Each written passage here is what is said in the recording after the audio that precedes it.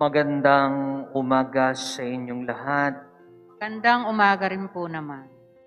Yan din sa ating mga kasama sa ating live streaming sa Facebook at sa YouTube. Saan man kayo naroroon, ang atin din hong pagbati sa inyong lahat ng isang mapagpalang araw. Ngayon po ay sumapit na tayo sa ikalawang linggo ng Pasko, ng muling pagkabuhay ng Panginoong Hesukristo, at tinatawag din natin ang linggong ito bilang Divine Mercy Sunday.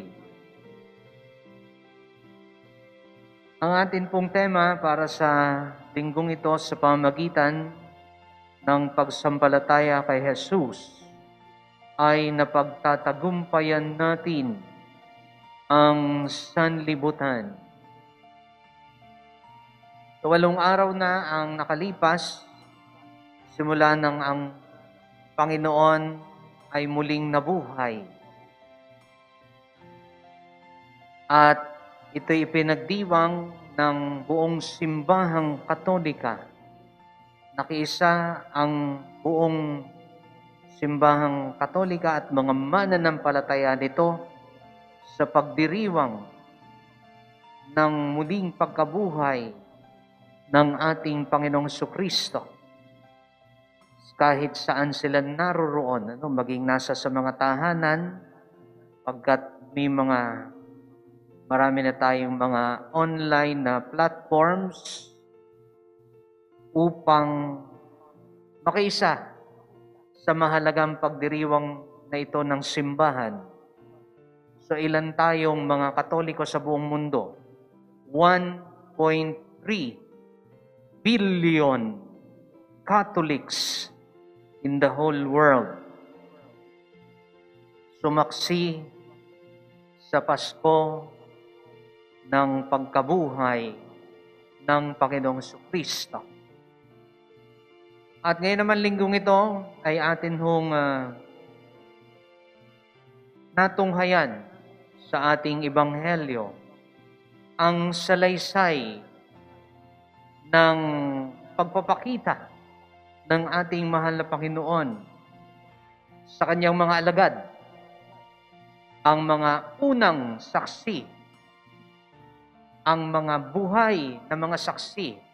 Sila yung mga kasama, nakakita, mga napatunayan na si Jesus ay muling nabuhay, ang kanyang mga alagad. Kaya nga sa tagpo sa Ebanghelyo, nakasarado ang pinto at tangan nga lamang nung unang pagkakataon, kulang ang mga alagad. Wala si Tomas. Kaya sa pagkakataong ito, naroroon na si Tomas.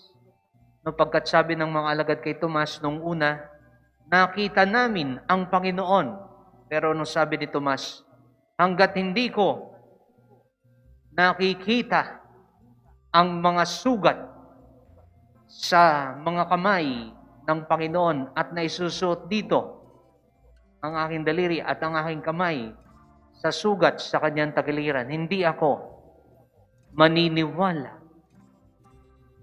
Kaya nga nung nakasarado na ang pinto, nakapagtataka, pumasok ang Panginoon.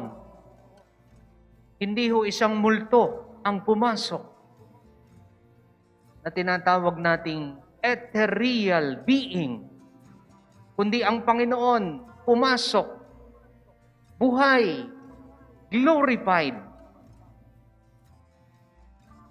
na ang Panginoon. At bumati sa kanilang lahat na sumainyo ang kapayapaan. 3 beses. At sinabi kay Tomas, yan, tingnan mo ang aking mga kamay, ilepit dito ang iyong daliri, ipasok mo ang iyong kamay sa aking tagiliran, huwag ka nang mag-alinlangan, maniwala ka na. Kaya nga, ang pagpapakita na ito ng ating mahal na Panginoon sa kanyang mga alagad ay upang i-boost ang kanilang kumpiyansa dahil sila'y nanlumo nang mamatay ang Panginoon. Natakot, baka sila na ang susunod na patayin. Kaya nga, yung pagkabuhay at mga pagpapakita ng Panginoon ay palakas sa kanila. At ganun din kay Tomas, na noon ay nag-alinlangan. At nang makita niya ang Panginoon at sinabihan siya ng mga nasabi na'y walang ibang namutawi sa kanyang mga labi kundi nanikluhod siya at sinabing, Panginoon ko at Diyos ko. Kaya nga, pinawi ng Panginoon ang duda, ang takot, ang pangamba na bumabalot sa kalooban at kaisipan ng kanyang mga alagad. Sabay, ang kanyang paghinga sa kanilang mga alagad, sa kanyang mga alagad. Yung pong hininga na yon ay hininga ng buhay. Sabay, bigay sa kanila ng Panginoon ng kapangyarihan na makapagpatawad sa mga kasalanan. At ito po ang umpisa ng kumpisal, no? Ang institusyon o ang sakramento ng kumpisal na ibinigay sa mga alagad. No? Makikita natin, siyempre, apostles, successor, Peter, successor ng Panginoon, Peter, successor ni Peter, mga Santo Papa, hanggang sa kasalukuyan, Pope Francis, mga obispo, mga pari. Kaya nga, tingnan natin, no? Ano ba yung background ng Divine Mercy Sunday? So, si Pope John Paul II, kung siya Santo Papa pa, ngayon po santo na natin at patron pa natin. So, year 2000, sinimulan niya ang Divine Mercy Sunday. Sapagkat ito ang nais na ipatupad ng Panginoon sa buong simbahan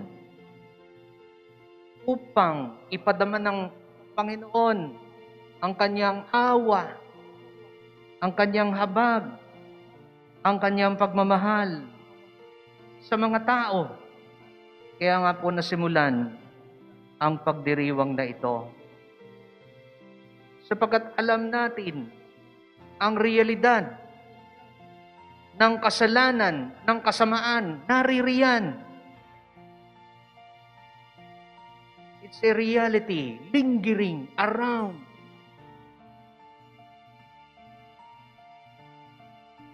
Kaya nga, sa vision ni Saint Faustina, yung madre na pinagpakitaan ng Panginoon, diba, tuwing gabi, ang Panginoon, tinatawag si Sister Faustina sa kumbento, nagbibihis pa siya, suot madre, at doon, pinapupunta siya sa basement at kinakausap, no?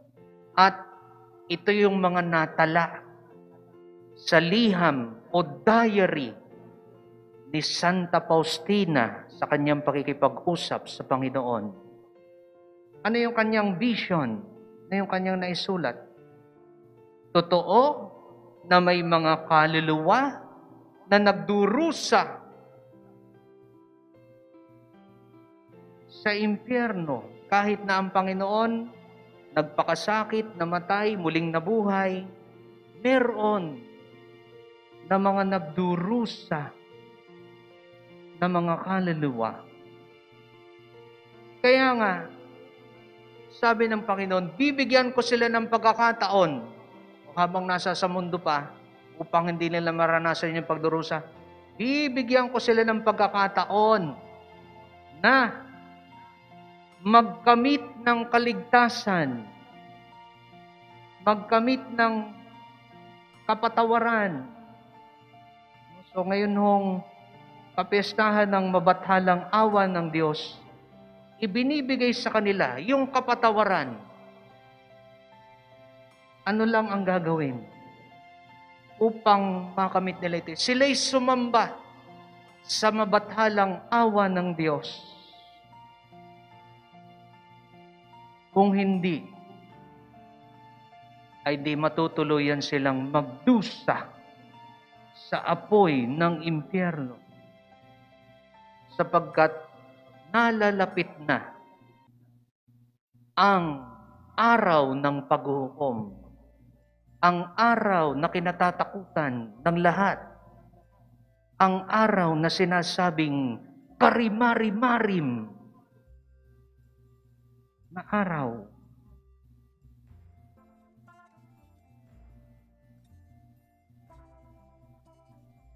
Diary number 965. So ang katotohanan ng kasalanan na kung saan sa bawat kasalanan ng tao sinasabing ang kaluluway naaagnas.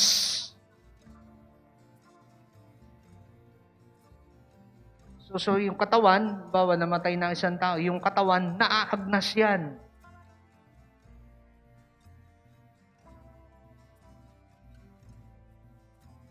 Nakukurap, di ba? Pero yung kaluluwa na nakukurap din yan sa bawat kasalanan na nagagawa ng tao. Kaya nga,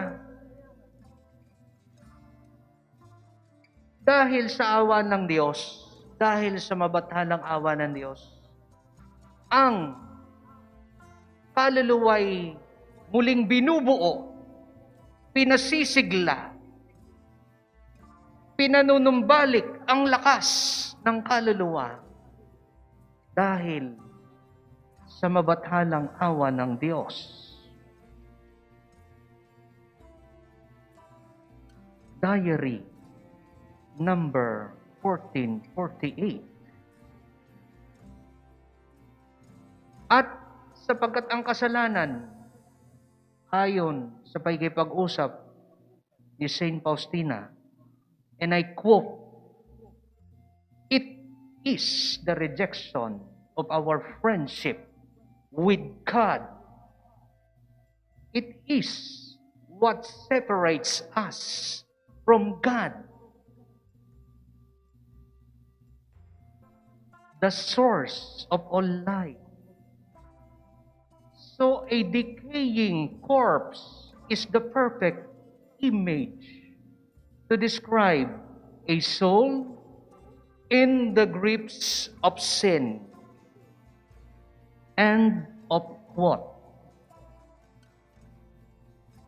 So unless man seeks the mercy of God, the forgiveness of God, which is always available, it can lead him or lead her to eternal separation from God, and would lead him or lead her to hell. Yun po ang sabi. So sa kumpisal, gusto ng Diyos ang tao ay mapatawad. At tunay naman na pinatatawad ang tao. No, kung hindi available ang pari sa panahon ng pandemic, perfect contrition is enough. Pero, when the situation is normal, back to normal, the penitent must see a priest, go to a priest, and confess his sins to him. Yan.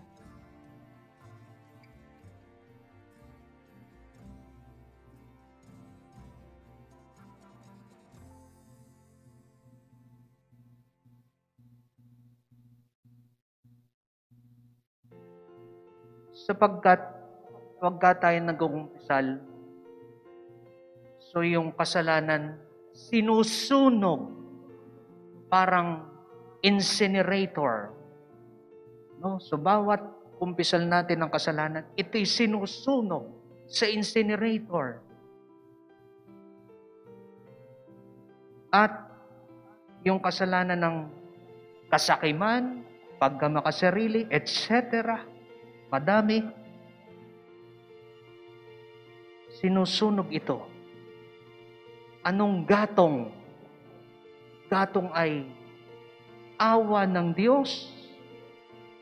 Ang gatong ay apoy ng pagmamahal ng Diyos. Yun ang panggatong para masunog yung kasalanan ng tao. Diary 741. So lessons, ano bang lessons natin makukuha? Ayon kay Sister Faustina, Saint Faustina, ang lesson ay simple, A, B, C. Ask for mercy. So anong requirement? Paghingi ng awa, paghingi ng habag sa Diyos. Kababaang loob na aminin, tanggapin ang nagawang kasalanan. Iwasan ang denial at pagtuturo, pagsisisi sa ibang tao. Kailangan meron kang pagtanggap sa sarili mong kasalanan. Pag-amin sa kasalanan, sa kumpisal. At sabi ng Panginoon kay Sister Faustina, and I quote, "Know this, that I myself, I'm waiting there for you. I am hidden by the priest or bishop, but I myself act in your soul. Here meets misery, meets the mercy of God." End of quote. Diary 1602. So, hingi tayo ng awa sa Diyos. So, ang Diyos umaakto sa pamamagitan ng pari in persona Christi. The priest acts in persona Christi or in the person of Christ. Kumakatawan lamang. Kaya huwag niyong titingnan. Ay, si Father Robin ang aking kinukumpisalan, ay sino baga naman yan? Ang sama-sama ng ugali niyan. Diba? Ay kaya nga ho, isipin na lang ninyo na hindi ho kayo sa akin nagkukumpisal. Sa Panginoon. Kasi pagka tinignan ninyo ang pagkatao ng pare, ay talagang madidismaya kayo.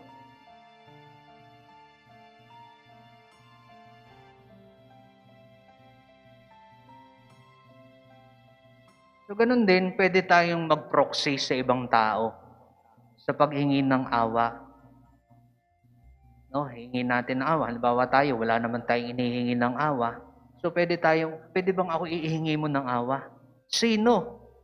Yung mga tao na mga may sakit, yung mga tao na mga nagdi-depress, mga tao na may mabigat na dalahin, pwede tayong umakto ng paghingi ng awa at habag sa Panginoon. Mga pinahihirapan, mga tinamaan ng COVID, pagdasal natin yung mga yan. Mga nawawala ng pananampalataya, ihingi natin ng awa sa mabathalang awa ng Diyos. Letter B. Be merciful. Maging mahabagin, maging maawain ka rin sa iyong kapwa. Saan ka man naroroon, magpadama ka ng awa at habag, tumulong, gumawa ng mabuti sa iyong kapwa. Magdalang habag ka sa iyong kapwa. Magagawa natin ito kung sundan natin ang yapak ni Jesus. Letter C, completely trust in Jesus. Magtiwala tayo. Buong pagtitiwala sa Panginoong Jesus. At tayo ang magiging mga ambassadors of the mercy of Christ. Napakaganda. At atin hong masasambit yung mga kataga, Jesus, I trust in you. So kailan ho natin ito maumpisahan? Ngayon ho, sa misa. Sa misa natin ngayon. Tayo ay dumulog sa fountain of mercy, sa bukal ng awa. Bumubukal ang awa ng Diyos. Iba ang bukal, hindi mo mapipigilan yan. No? Kahit yan ganyanin mo ng kamay, tutuloy pa rin yan ng bumubukal pa rin yan. Ganun ang awa ng Diyos. Bumubukal.